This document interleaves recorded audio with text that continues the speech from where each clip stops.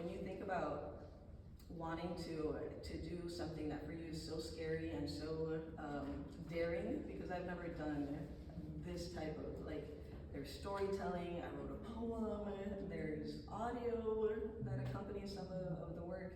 And I'm like, who do I want to work with that knows me intimately, is rooting for me so hard, and like there's no question, like it's gonna be both of my Michelles. Like this is it. It was just easy. And I do want to backtrack a little and say, because it'll tie in. So working on the Controlled Burn series for 10 years with no reception, you know, with 2 galleries saying like, keep that to yourself. Like it kind of teaches you that you have to have so much patience and so much, like sometimes all it takes is like one person being like, I see you, keep going. And that to me was very much Michelle. We're not gonna cry. You know, we're not gonna cry. But all it takes is that one person. So I kept going. And I think fast forward to like the pandemic, so 2020, where suddenly like a global pandemic brings into focus language around collective grief and collective loss. And suddenly people are interested in the themes that I've been talking about in the Controlled Burns, where there had previously been no interest in talking about, like when I would bring up grief, people would be like, what are we grieving? Like, what are you talking about? Like, we're good, we're all good. And so, to me, it's fortunate. I feel like I was given 10 years of quietly having to believe in myself, build up the courage and the grit to continue going. So this is, I kind of feel the same way about where I am now in my practice with the firefighters. Like, ultimately, I think this message is also a slow burning message. It'll continue to be a long effort, and which I'm kind of built for, so I'm okay with that. I'm okay with that. Yeah. Well, and we were giggling this weekend about grit, and we said sometimes it just takes 3 people in your life, right? It just, no matter what, for 3 people to believe in you, 3 people to see you, 3 people to just that have that same grit, and I think that is a testament to your work that you kept painting this work, and no one was interested in seeing it, right? Or no, but it's fascinating to me that you just kept doing, you know, small business feels like that, frankly. Yeah. So Elsa, let's, I want you to sort of delve into the fire throwers now, and how we talked about the controlled burns, but really you're kind of fascinated with the scientific and the medicinal property of these. So these flowers mean a lot to you. You see them in your paintings, you see them in the sculptures that you've brought, and I think it's really important to talk about those aspects. Appreciate it. So I guess like my interest in fire ecology grew very naturally out of, you know, having 10 years of thinking about controlled burns. And I'll mention that I was always very clear, like, oh, I'm painting controlled burns. These are not wildfires. And I was very intentional about saying, like, I am bringing in, I want to bring in the audience to contemplate these controlled burns, and I do that through controlling the color palette. They're always like very kind of soothing, they're quiet, and I was doing that very intentionally. I'm like, no, these are not wildfires. And then more wildfires started to happen, you know, like naturally, as you know, and it's hard to ignore. And I'm like, you know, I've been painting these fires for so long. I think I have to be braver and be like, okay, now what happens after a wildfire? So, not living in California, you know, like we're in the Midwest, and specifically I'm in the south side of Chicago, so I don't see firsthand what happens after a wildfire. But just through interest and curiosity, I follow along, like what's going on in California after a wildfire. So I was following these blogs, like these aficionado, like eco blogs, and people were posting a year after a major wildfire in 2020, and they were posting the flowers that were blooming after extreme devastation. And that to me was, like in instantly pretty gorgeous. And then learning that there's a species of flowers called fire flowers that only bloom after a fire, that they need fire to bloom. And I found that, like, I'm a girl for metaphors. I love poetry.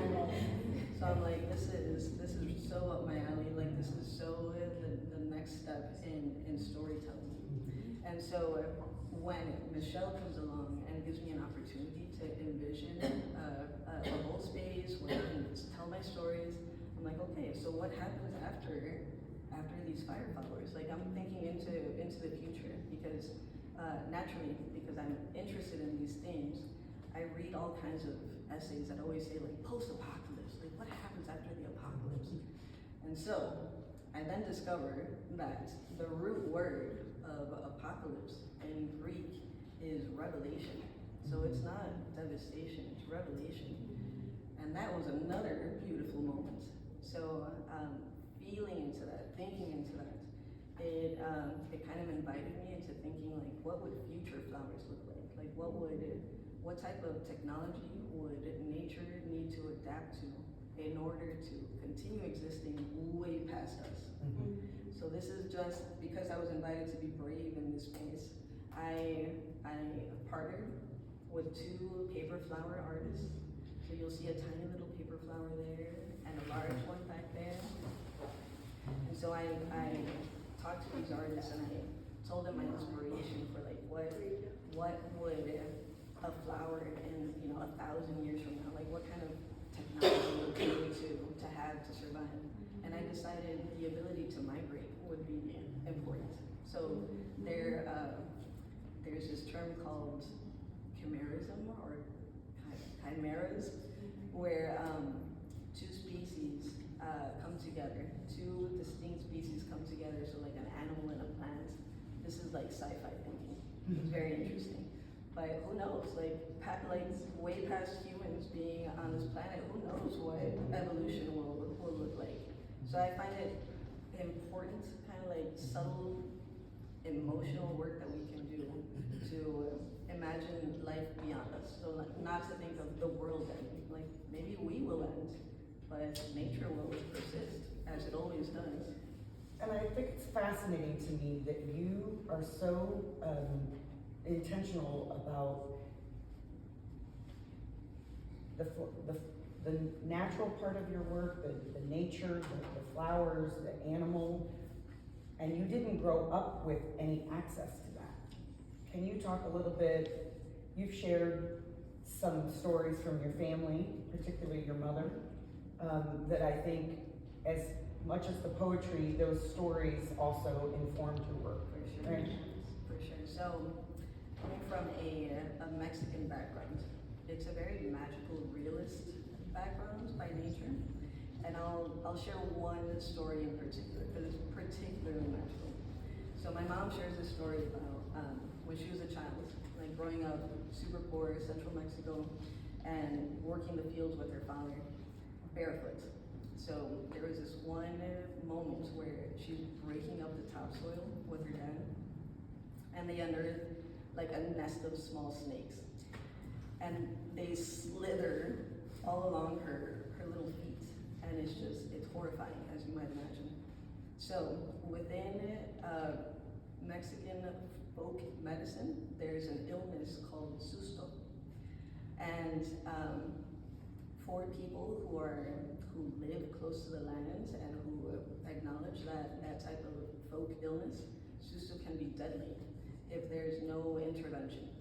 So in that moment, being from a small town, there's no doctors, like someone can easily die from like a fever that won't break. So this was a case, like my mom got super sick, like vomiting, a fever that won't break. And luckily for her, there was a neighbor, there was just like a woman, a neighbor that heard what had happened to my mom. She goes to my grandma and she says, "Give me the child. Like I know what to do with her." So she literally like picks her up like a baby and finds a red anthill, takes my mom and places her like on top of the red anthill standing. So the red ants are super territorial and pretty violent. So they come charging up her legs. They stop at her knees, and then they just curl over and die. They just fall to the ground and die. And my mom was cured, like immediately cured after that. Like her fever was just cut. So the thinking behind that is that like cures like, and that the ants somehow were able to absorb her illness, her susto. And so my mom shares this story with me as a child, and I grew up thinking nature is magical. Like there's a language there that we have in common with ants. Like how did the ants know what to do? How did the ants? So I think that like stories like that implanted an animistic way of moving through the world, of thinking about our collaboration with nature, for sure. Thank you, Elsa. That's your stories are impactful, I think, because they very much inform what you're doing, even from, it feels even from past generations, you're bringing that to the surface. And I know we've all in some way have, either through parents or grandparents, by way of Mexico to California to pick vegetables, to then Chicago and Ohio, and the three of us sit here now together talking about paintings. So it's really, it's an honor to have your work here. But can we delve into a couple of the paintings here, because I know you have QR codes for a few of them, and then we can talk about the Rose of Jericho plants as well. For sure. Yeah. So I'll mention, because as you all just heard, my entry point for nature and painting was poetry. So I want to mention that because the painting behind you is called Flowers of Rage, and it was inspired by a line in a poem by Joy Harjo, who is a very important indigenous American poet. And I reached out to a poet friend and I said, who's writing poetry about the end of the world, but make it hopeful? And he's like, indigenous people are. Like the people, like how much sense does that make that the people who live closest to the lands and who have been here the longest have the deepest hope? And so I wanted to bring in, she has no idea that I exist, but I collaborated with her on this painting, and I will reach out to her. I feel like she should know. I don't know if she'll answer me, but I will reach out to her. Yeah. So that's very much in the spirit of what I do. Like I don't feel like I'm not an intellectual. I'm not an academic. Like I'm just a painter. But I know enough to like seek out who's doing important work and bring them into the conversation in order to share it with others. So Joy Harjo, like please make a note to read Joy Harjo. Yeah. I'm thankful for that too. Yes. I want to bring attention to the poem For sure. in response to the poem that you Yes. read of Joy and Yes. How that came about. Yes. So yes, absolutely. So I'll mention that there are QR codes. Yeah. You will find that I reference Joy Harjo's poem directly in this QR code. And then the poem that I reference, I answer with my own attempt at poetry here. That's printed on the Yes. piece of fabric. Yes. Yeah. And so this is me, again, like this is me being brave, like this is my curator being like, I think that you should do storytelling, like not just painting. I think that storytelling is central to your practice and you should own that.